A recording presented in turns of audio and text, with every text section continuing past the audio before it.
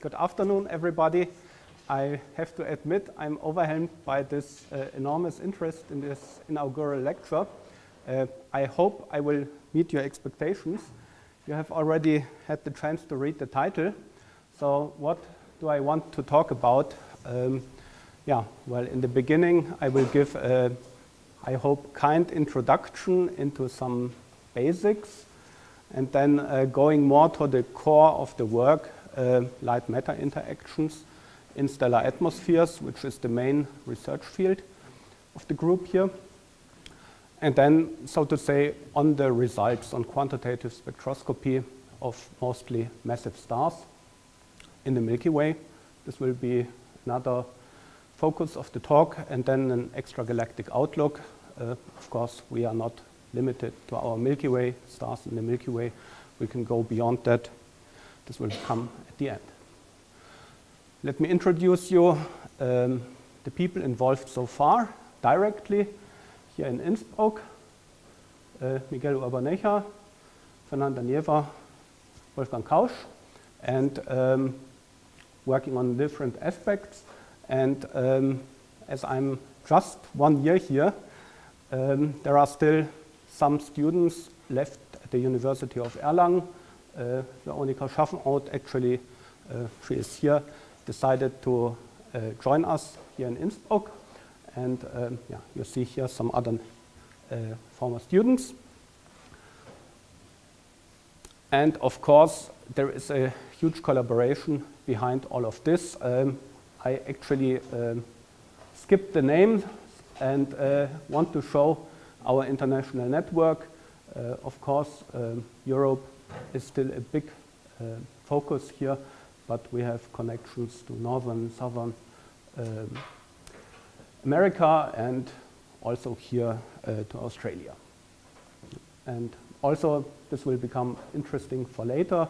These red stars mark the observatories that we use quite on remote locations worldwide. So, astronomy. You may ask yourself, what are we doing up there in the 8th floor? And some of you may think maybe we are doing something like this guy here, Percival Lowell, this romantic picture of astronomy. Actually, no. Now it's hard science, it's hard work, and modern job descriptions, you will find sentences like, has to be able to endure prolonged stays at remote places.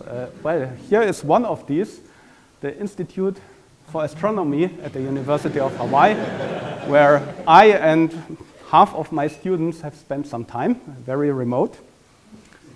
And also, well, has to be able to sustain working at high altitudes, larger than 4,000 meters. So being a mountain goat is quite a nice feature for an astronomer, and has to have a high frustration tolerance. Yeah? This is directly linked to this nice picture here, also taken in Hawaii at Mauna Kea. So what you see here is a typical picture down here. The clouds stay below. Well, not only, also some here, which is very frustrating. Actually, what can become higher than a 4,200 meter high volcano? Well, something like this hurricane here.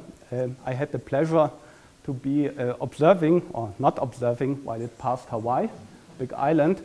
So we were lucky, it really just passed.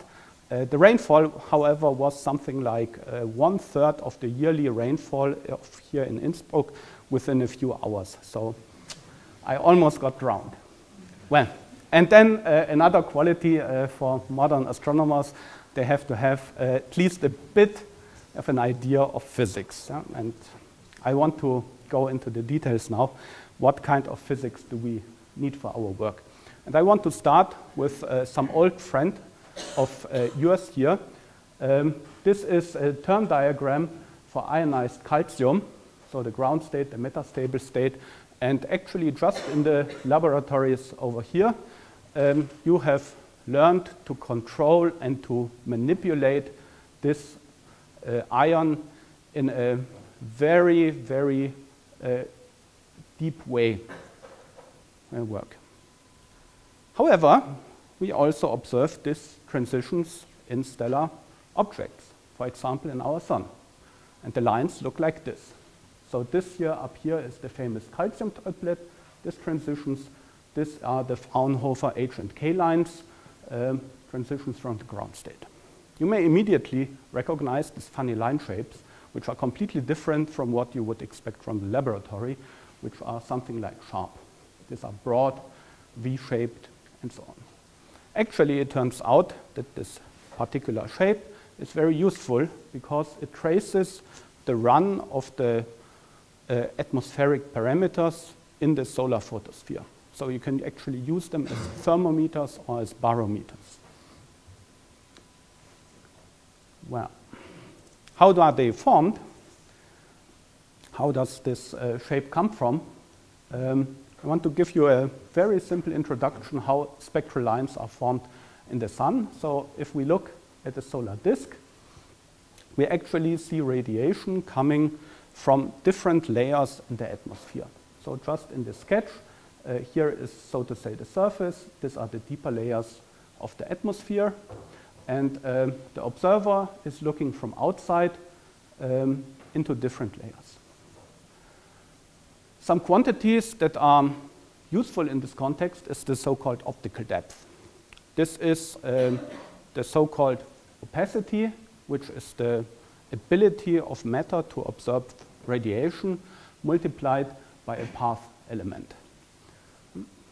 So actually you start at the value of 0 here, and you can look up to a depth of a value of 1, tau equals 1, which corresponds to the mean free path of a photon. Now you have radiation coming from outside the line. There, the absorptivity of the medium is low. Therefore, you can look deeper into the atmosphere than in a spectral line. However, you have a temperature gradient, which actually transports the energy generated inside the star outwards. And immediately you see that within the, or outside of the line, you look into deeper layers, hotter layers than inside the line. Now assume something like to 0th order that each depth point emits Planck radiation. Then you have inside the line cooler temperature, this Planck curve over here, outside of the line a higher intensity, and in between you form the lines. So actually you can really trace all the depth within the stellar photosphere along this line. So the strongest lines actually allow you to trace a very large distance inside the atmosphere. And that makes the calcium lines very useful. Actually, in order to do an analysis, you need to calculate this temperature gradient, density gradients, and what you use for it are just exploiting conservation laws, like energy conservation, momentum conservation, particle conservation. You need to account for energy transport, and some auxiliary equations like for example, the equation of state of the plasma. This is more or less straightforward. In order to really investigate the line in detail, however, you need to know this opacity in detail. How much material is absorbing. So the opacity is the product of the number of absorbers. The more absorbers, the stronger the line, times an atmospheric an atomic cross section. And this is value coming from quantum mechanics. How do we proceed in the process? Actually, this simple atomic model that I have introduced before is not the whole story. We have a plasma that is thousands of Kelvin hot. That means not only the ground state and maybe some low-lying states are excited, but also everything inside the term diagram, and also different ionization stages. Neutron calcium, double ionized calcium, and so on.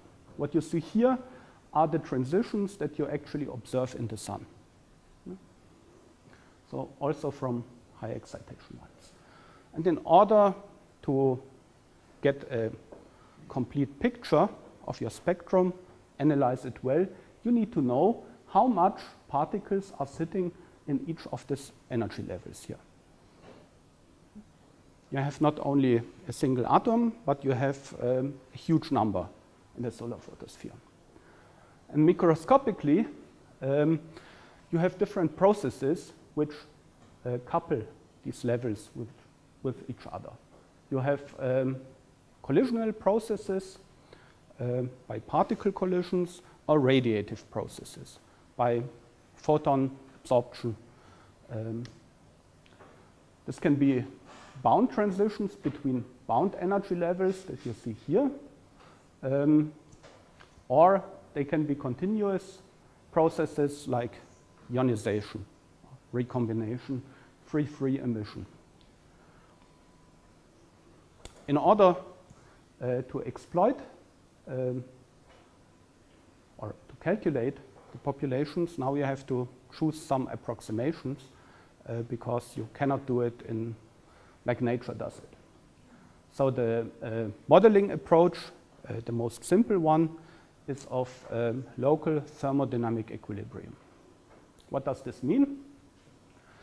You take each little volume element in a stellar atmosphere and treat it as it would be in thermal equilibrium itself.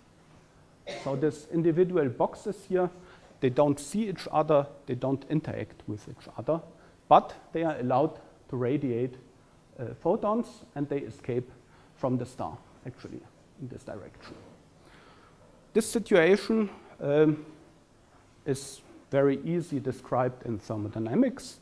Excitation and ionization is described by the Zaha-Boltzmann formula. What you also need is oscillator strength and some line broadening data. And this gives you an almost complete solution to the populations. So you know how much material is in which state, and you can infer, for example, elemental abundances from it. You see here there are some parameters here, and actually this approach is ultimately wrong. So my interpretation of LTE is you can do a limited tremendous error. Okay, I said that's not the best description. Actually, in hot luminous stars, which we are mostly interested in, you have a strong radiation field and low densities. That means radiative processes are pronounced, collisions are suppressed. That means in this picture, you have again your individual boxes, which for the collisional processes are determined by the local quantities of temperature, of densities. However, you have your photons, which can travel back and forth in the stellar atmosphere and transport information from different layers to different places. This is a non-equilibrium situation. However, you can find a stationary solution, and the populations can be calculated, the level populations can be calculated from the rate equations. I will come to this in a moment. Again, you need the same atomic data like here. However, now you need to account for the microscopic processes. So you need also atomic data for all the possible processes that can happen. And actually, it goes down to zillions of atomic cross-sections. So a lot more parameters. So a translation of non-LTE may be non-limited tremendous error. Yeah, you can do things tremendously wrong in this case, or you can do it right. It depends on your input. So that's the last slide with formulae. No, second to last. this is, so to say, the problem formulated in a nutshell with some physics that you just can take from your studies. So essentially, the non-LTE problem is a coupling of two equations, namely the radiative transfer equation, which just describes the change of the radiation intensity as a function of sinks and sources in the atmosphere. And on the other hand, the statistical equilibrium equations, which just tell me for each level which processes populate it from above or from below and depopulate it again to other levels. In here, you find radiative and collisional rates. So the radiative rates are the non-local part of the problem, so transport of information over large distances, and here the collisional rates, which are a local aspect of the problem. In order to solve these coupled equations, you need to know several conditions very well. First, you need to know the run of the temperature of the densities very well in the atmosphere, because this enters something like here in the Maxwell distribution. You need to know the radiation field very well, which enters here. In such an atom, you need to know which processes are important to populate or depopulate a level, and then you need to have accurate atomic data for these processes. So constructing model atoms was actually something where I started. This is a simple example from a long time ago. Word on the atomic data, because this is really the core of our work. We are one of the few groups that really rely on as accurate data as possible. So essentially, the problem that we are faced with is that experiment gives data for some transitions from the ground states or metastable states only. For the rest, we are restricted to theoretical calculation. Ab initio calculations, and for this you have to solve the Schrödinger equation, and actually the state of the art is something like in Hamiltonian with relativistic corrections that needs to be solved. And what you get out of such calculations is, for example, collision strength. So this is energy resolved cross sections or collision strength here for the transitions between these individual levels here for ionized carbon. This is just an example. Why am I showing it to you? Well, the ab initio calculations show you that for the different transitions, you have different cross sections, which can vary by orders of magnitude over here. This is a logarithmic plot.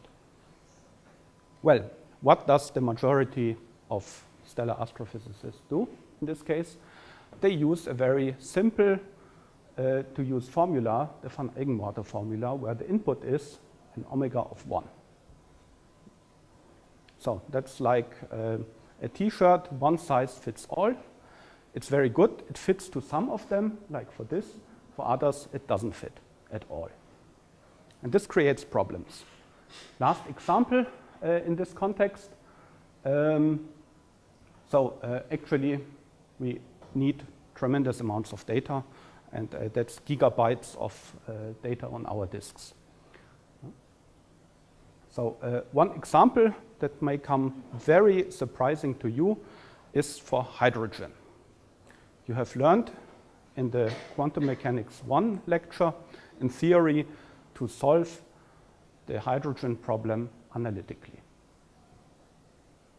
That's not completely true, because some processes have a different particle involved, electron collisions for excitation, for example. That's a three-body problem, and you know from your mechanics lecture that a three-body problem requires a numerical solution. That's the same here for hydrogen. And that was a problem that I approached or encountered when I was first looking at near-infrared transitions of hydrogen in some supergiant stars. So what the calculation was, a simple LTE calculation gives you something like a weak line. So this is for the same parameters that fit the Balmer lines in the optical. It falls short to observation, the black line here. Then we did some non-LTE calculations with the state of the art at that time, and it gave too strong a line. And after some experimenting, it came down that it has to be the atomic data of hydrogen that was insufficient because it was approximate. At that case, Keith Butler was able to calculate ab initio data for electron collision up to principal quantum number of 7, which sounds not tremendous because here you see some level 11 involved. In supergiants, you see populations up to levels of n equals 30 or so. But it helped to solve the problem. Yeah? The new calculations reproduce observation perfectly. You have agreement with the optical, and so to say, you can extend your analysis to a new wavelength region. This is as a warning. Even for hydrogen, we don't have the atomic data that we want. You can imagine how it is for more complex elements, for example, for the iron group or some heavy elements like lead also. We are missing almost all the data that we require in such cases. So there is a lot to be done. So this is the status, what we can do with our codes, calculations. In blue, here in this periodic table, the elements that we can handle in non-LTE. This gives actually something like, in the optical, 70% of the lines, in some stars even more. The rest we have to rely on LTE calculations. Veronika Schaffenroth here was, in her thesis, implementing a lot of this because she has to analyze spectra in the UV. And suddenly you see all the rest that doesn't appear in the optical. This is, so to say, interesting astrophysically because you can trace different elements from different nucleosynthesis channels. The light elements, which are affected by the CNO cycle, for example, the alpha process elements that are produced during the supernova of massive stars, the iron group elements, which are produced in supernova 1A, in exploding white dwarfs, and the S, the R process, which occur under special conditions, like the R process may be in merging neutron stars. Good. So, coming back to our machine of quantitative spectroscopy, at the beginning stands, so to say, the observation. If you want to take data, you go to a laboratory. Our laboratories are far away. So we mostly rely, of course, on the telescopes of ESO, European Southern Observatory, with two principal stations here at Paranal, the older in La Silla, actively using it. However, you see here the name Southern restricts us, of course, to the southern hemisphere.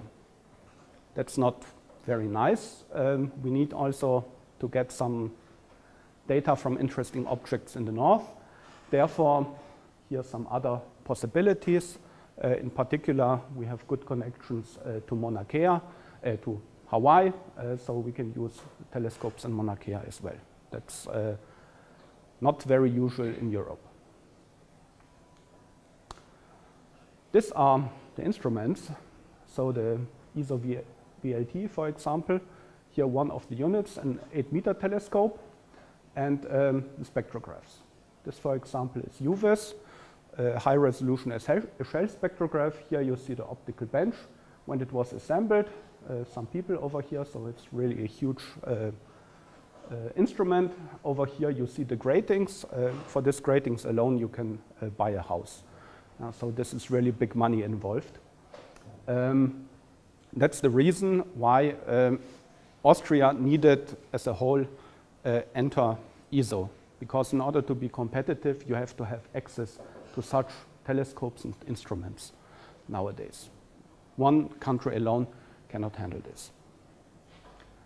Well, as you see here, this structure is represented here. So the light comes in, so to say, falls from the sky, exits into the spectrograph, and the light gets dispersed, and what you get is something like this here. This is a raw image of an Eshel spectrum, so many orders which are curved, and actually you get the whole optical and near-infrared spectrum of an object in one shot, several thousand angstrom.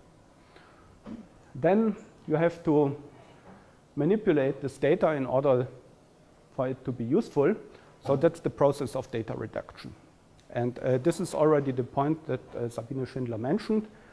Here we get involved in the next generation of ESO telescopes.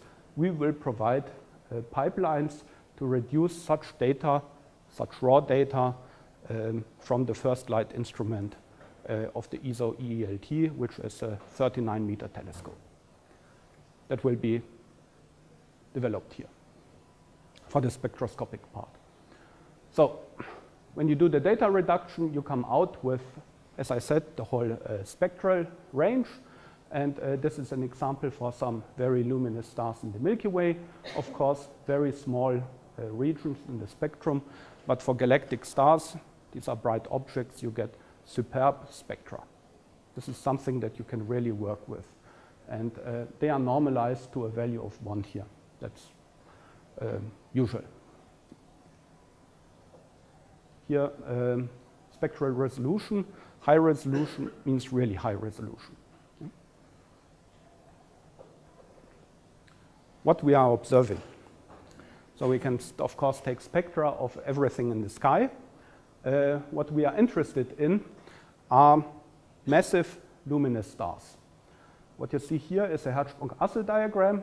So you should know this. This is stellar luminosity in a logarithmic scale over spectral type or temperature. The sun is located here on the main sequence, and the objects that we study are located up here. Why are these stars interesting? Well, because of their luminosity, of their very short lives.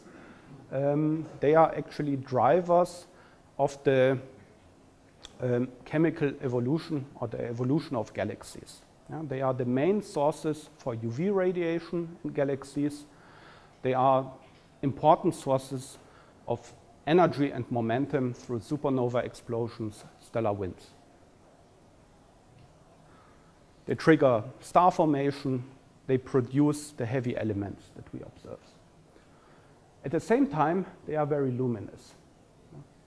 10,000 times, 100,000 times as luminous as the sun. That means we can observe them over large distances. At this high spectral resolution, we can observe them not only in the Milky Way, but already in the galaxies of the local group, like Andromeda, Nebula, M33. With the EELT, this 39-meter telescope that hopefully will start to be built this year and finished around, let's say, 10 years from now, such observations will be possible in galaxies of the next galaxy cluster, in the Virgo cluster, for example. Not at higher, but at lower spectral resolution. That's why that's personally interesting for me. So, what do we do with these observations, with the observed spectra? Well, we have to model them. The problem that we have is we cannot just take a spectrum and say this has this and the star has this and that temperature, this and that surface gravity and so on, it's an indirect process. You have to calculate models, compare them to the observations, and the one that fits best gives you the answers that you desire. However, this is not so easy, and actually what you see here is something that so far nobody else has achieved. Yeah. The modeling of an observed spectrum, which is here in black, by the model in red. And there is a very, very good agreement. We can just do this not only for one star and not even for one kind of star, but for different types across the massive star range. So this is actually what has been achieved as the realization of a stellar astrophysicist, realization of the dream, stellar astrophysicist. Some are missing, for example here, but these lines don't come from the star itself. They come from the Earth atmosphere. That's not in the model. Other lines are not in sight because we lack the atomic data. I told you we lack a lot of atomic data. This kind of OB-type main sequence stars actually are the only ones where we can do an almost proper job everywhere. So we love them. So 95% of the lines are in fact calculated in non-LTE, and that's the basis that we achieve this good agreement between observation and theory. So what are the main achievements? Well, if you fit, so to say, all your possible observables, you can be sure, or you can really hope to be free of systematic error. And second, you probably have low systematic errors. And this is what has been achieved. This is just a comparison here, what on blue here, what typically in the literature is reported. So for temperatures, accuracies, precision 5 to 10%. We can do it better, and so on and so on. This is in particular interesting here. Elemental abundances. It's crucial. While in the literature you find something like a factor of 2 in statistical uncertainty and no idea on the systematics, first we have more or less pinned down the systematics. Here, this is on a logarithmic scale. This transforms to something like numbers of 15 to 30% or so, and the statistical errors of the same order of magnitude. This is a huge improvement, and whenever you go, so to say, you make such a big step, you can hope to find new phenomena, interesting phenomena. So actually, that was the work of, I don't know how many, 15, 20 person years. We have transformed our previous tools into a precision instrument. And with some automatization that is in the moment underway, we hope to be able to study hundreds of stars, so also improve on the number statistics. I want to visualize what I said. So what you see here is a Hertzsprung-Russell diagram, so luminosity as a function of temperature for OB-type main sequence stars. So the main sequence is this band. When I go back to this, it's again this band over here. And you see analysis results for a few stars. They have been very carefully analyzed with the techniques that were available at that time, some years ago. And you see here the error bars. Compare this from one of our most recent works. Again, here the main sequence band. You can really locate your objects in the Hertzsprung-Russell diagram. You can do some, so to say, some fine structure analysis of the Hertzsprung-Russell diagram by it. When you look at abundances, here the results for different elements from helium to iron. And what you see in these histograms is just the number of the stars in the sample, normalized to some number. So these were results for around 30 objects. What you see here in black, this thin line, is the distribution from the literature. And this is a logarithmic scale. So the numbers here simply mean hydrogen is normalized to a value of 12 for some historic reason. That means a value logarithmically of 9 means for 1,000 particles of hydrogen would come 1 particle of carbon. For 8, it's 1 particle in 10,000 hydrogen particles, and so on and so on. So you find for each element in the literature a huge spread for stars in the solar neighborhood by about 1 order of magnitude. From our analysis, this spread vanishes, and what comes out are really sharp distributions. This made us to propose a cosmic abundance standard, which is what we see nowadays. Another abundance standard is the sun. The reason for this is because we can study it best among the stars, and we can also take part of the primordial nebula of the solar system into the laboratory, these are meteorites, and really measure with mass spectroscopy the amount of heavy elements in it. And this is the comparison. So these bars over here are results for the sun.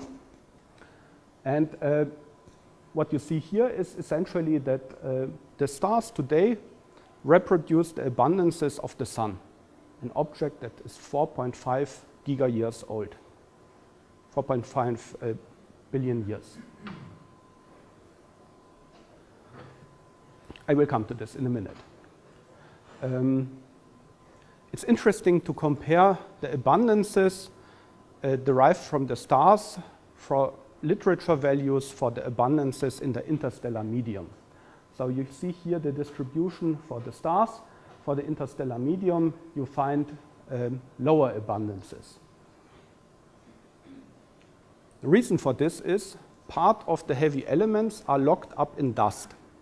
You don't see them anymore in the interstellar medium. They are gone. And you have no way to determine from something that you don't see what is inside of it.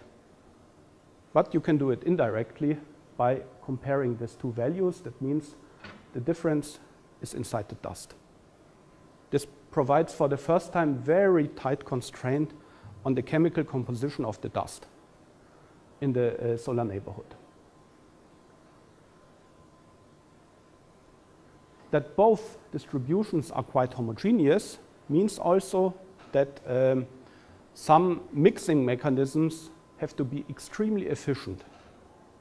You may have pictures in mind of exploding supernovae, of nebulae in space, which have weird shapes or so. But in the end, all these shapes or so don't matter. The chemical composition is everywhere the same. Actually,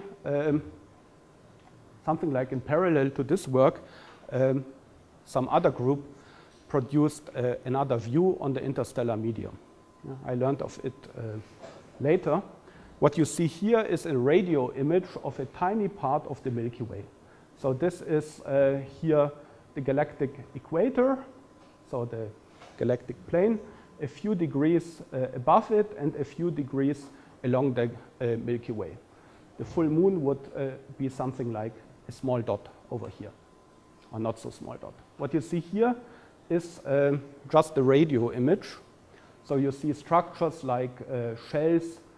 These are nebulae that emit radiation. If you are able to measure the polarization, you see this completely different picture.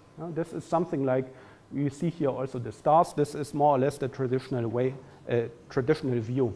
In polarized light, we see something completely weird. And this intensity variation that is seen is the result of small-scale structure in the Faraday rotation. Actually, this what you see is something that happens not very far away from us. So over these bright lanes, the polarization changes in between. This is an indirect proof for a highly turbulent medium. So small-scale fluctuations in the free electron densities and in the magnetic field. And this mixes all the matter. Everything is homogeneous. Now let's change a little bit the scope to galactic history. Stars have produced heavy elements over the cosmic ages by exploding as supernovae or through stellar winds. What you see here is the results from the investigations of low mass stars. So these are solar type stars of different ages. The sun can reach an age of about 10 billion years. So there are stars from the early universe that we still see now in a similar state than the sun. And people can do differential analysis. So the different plots here show you the ratio of two elements, logarithmic, so a value of 0.3 is approximately corresponds to a difference in 2 on the linear scale as a function of this astronomical abundance scale. So this is for magnesium over iron, this here carbon over oxygen, nitrogen over oxygen as a function of oxygen. Why are these ratios so important? It tells you about the history, what kind of processes enriched the stars in the Milky Way over the history. Back here, the metallicity, the amount of heavy elements is low. That was shortly after the formation of the Milky Way. And you see here that the magnesium over iron ratio is high. It's something that you really expect because in the beginning only massive stars died. They produced supernovae that produce mainly these alpha elements like magnesium, little iron. And in later times then supernova 1a started, which are objects that need at least a giga-year or so in order to produce a supernova. And then this abundance ratios went down. Here you see the sun. These are results from different studies from the literature. In other elements, you see a different behavior. Here, carbon and nitrogen is mostly produced in intermediate mass stars, so a few solar masses, which also need some time in order to evolve and to eject the elements that they generate. So here, compared to oxygen, was produced very rapidly. That means for both the abundances stayed low, and then at later times it turned up again. Again, you have here the sun in this cloud of other data. In order to understand a galactochemical evolution, you have this, for example, as a tracer. You can convert this into the typical heavy element composition at a given time in the life of the Milky Way. Massive stars, which die after a few million years, give you, so to say, in this set of differential equations, your boundary condition, the end point. If you go to the literature, this is what you find when the abundances have larger errors. You find a huge cloud and little chance to give you good constraints compared to the low mass stars. These are our results. It comes down to essentially small clouds over here, which in particular for carbon, and I will come to this later, we need another step, show differences. That means from the present day chemical composition in the solar neighborhood differs from the solar composition, which is actually good, because why should a 4.5 billion year old star have the same composition like the medium nowadays, where many, many generations of supernovae have produced additional heavy elements. So the second point that you need this is going away from the vicinity of the sun and look at the Milky Way as a whole. And here come abundance gradients into play. So what is shown here is the galactocentric radius, so the distance from the galactic center The Sun is located somewhere here at 8 kiloparsecs, so roughly 25,000 light years from the galactic center, and somewhere here is the outer boundary of the Milky Way. You see here oxygen abundances from different indicators from the literature. Open symbols are gaseous nebulae, and the full symbols are stars.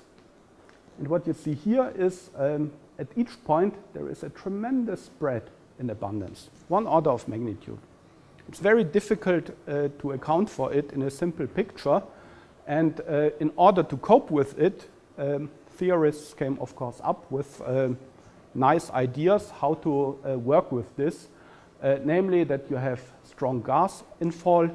That means fresh gas from the intergalactic regions falls into the Milky Way and produces stars that are low in metallicity, or low in oxygen abundance here as a tracer for it.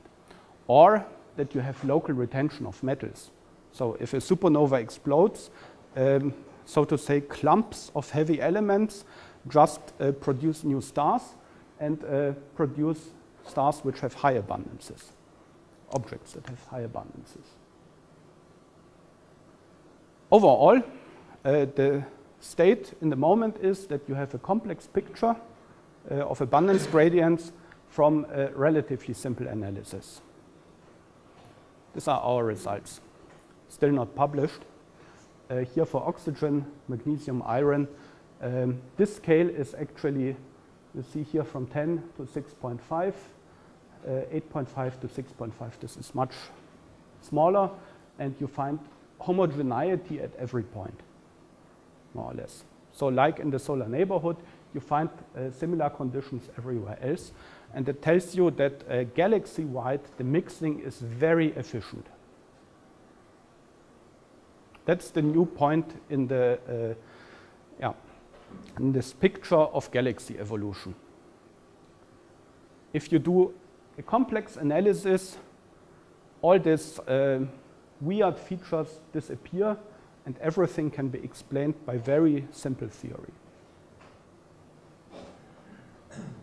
So, putting together this abundance gradients and the slides before on the cosmic evolution gives you an idea on the origin of the solar system.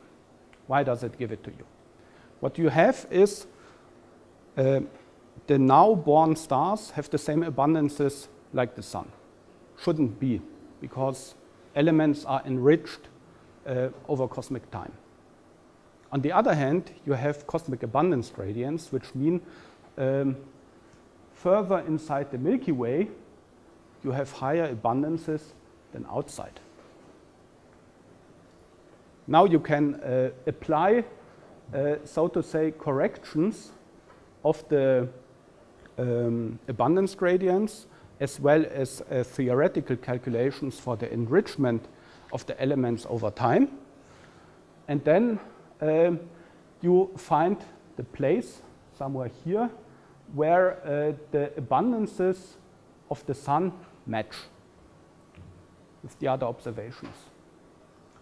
And you find that actually when the Sun is nowadays somewhere here, it comes from much further inside the Milky Way.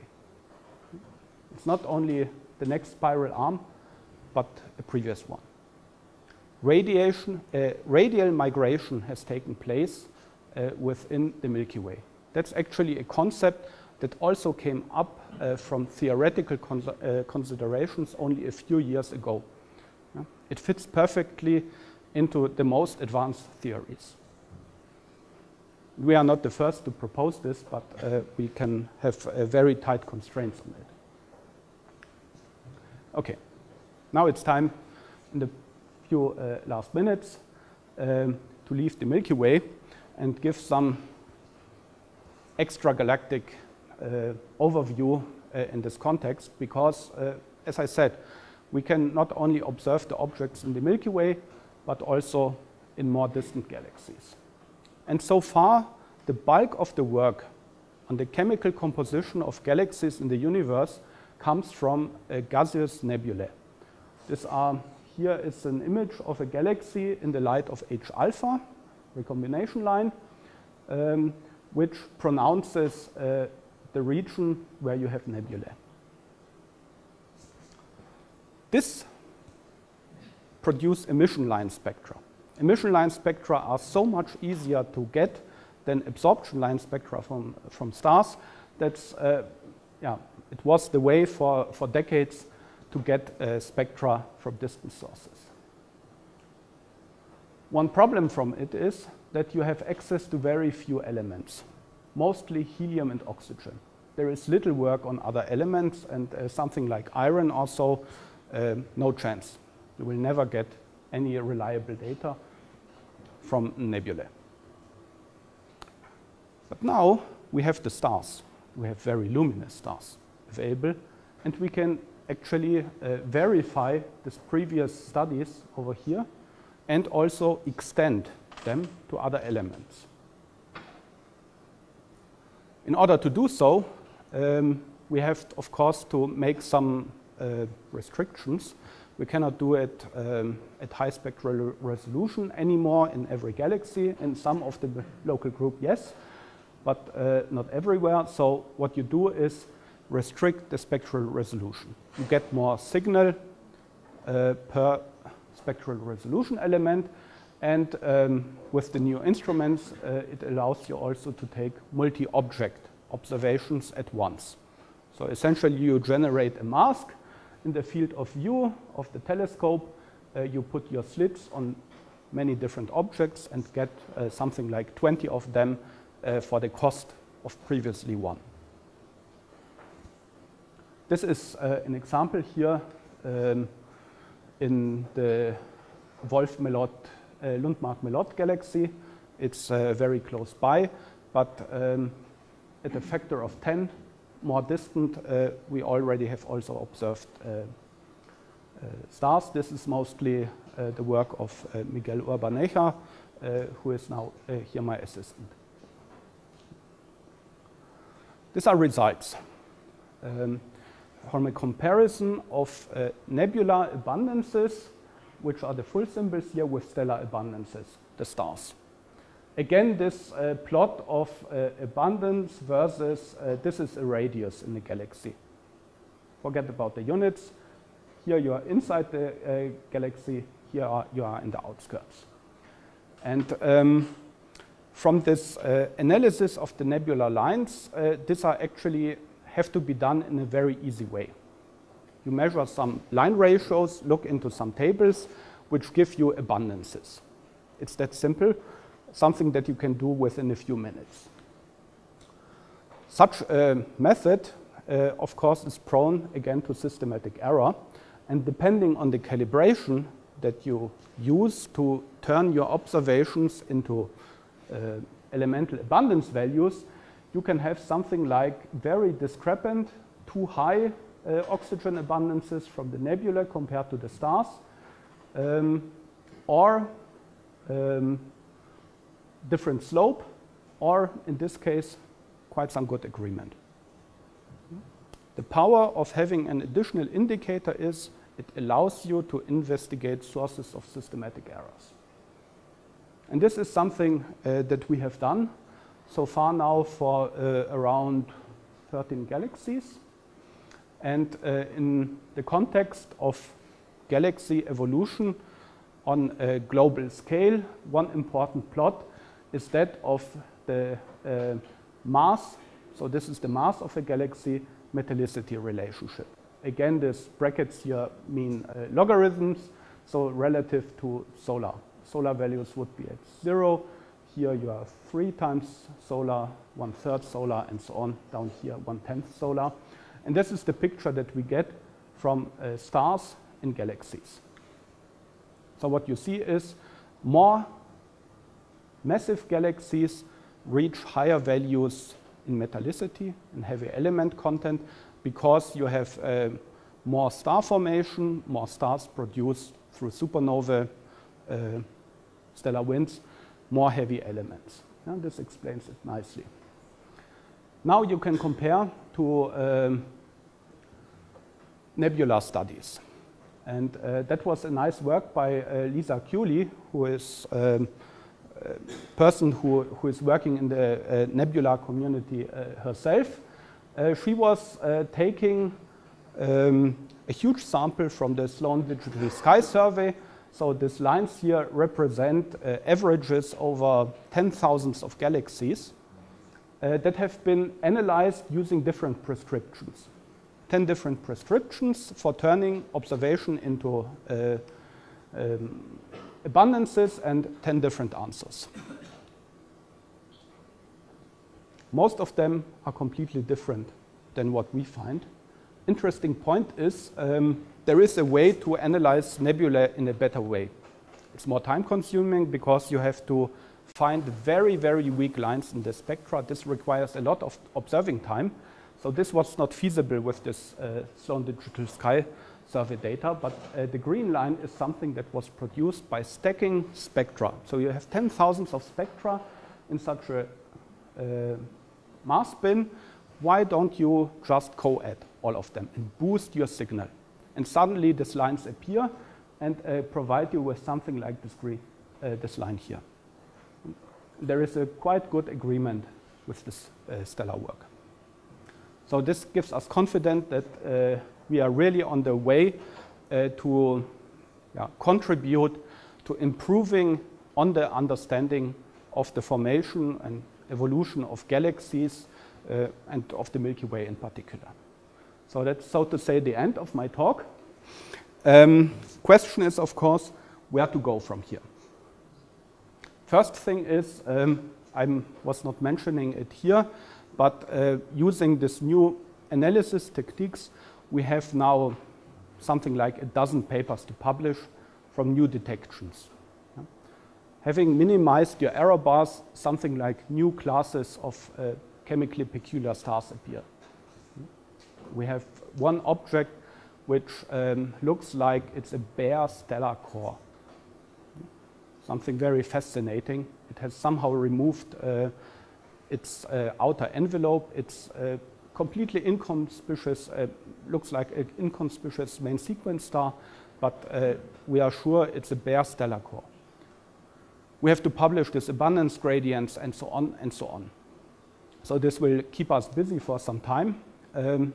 But then, well, I was hired here not for the next few years, but we of course have to some concept for the next decades. And the next steps will certainly be extending the range in the Hertzsprung-Russell diagram. So from what we do, apply it to other stars, like solar type stars. I'm pretty sure that we can improve there as well.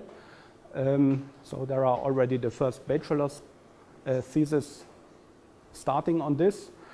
It's in a good shape. Of course, we have to think on other objects because the basic processes are the same. So if you study a stellar atmosphere or the spectrum of the interstellar medium of a nebula, it's all more or less the same. So certainly we also will go into this direction, and of course also other wavelength regimes. If you want to study the ISM, part of it is very cold. You need, for example, sub-millimeter observations for it. ALMA, also part of ESO, is a direction to go. And then for the next decade or so with the EELTs, we can really expand to large distances, study parts and object classes like galaxies in clusters, which we cannot access in the moment at all. So I think there is enough work for coming generations of master and PhD students, and I think, or I hope, to see some of you in the next years. Okay, thank you very much for your attention.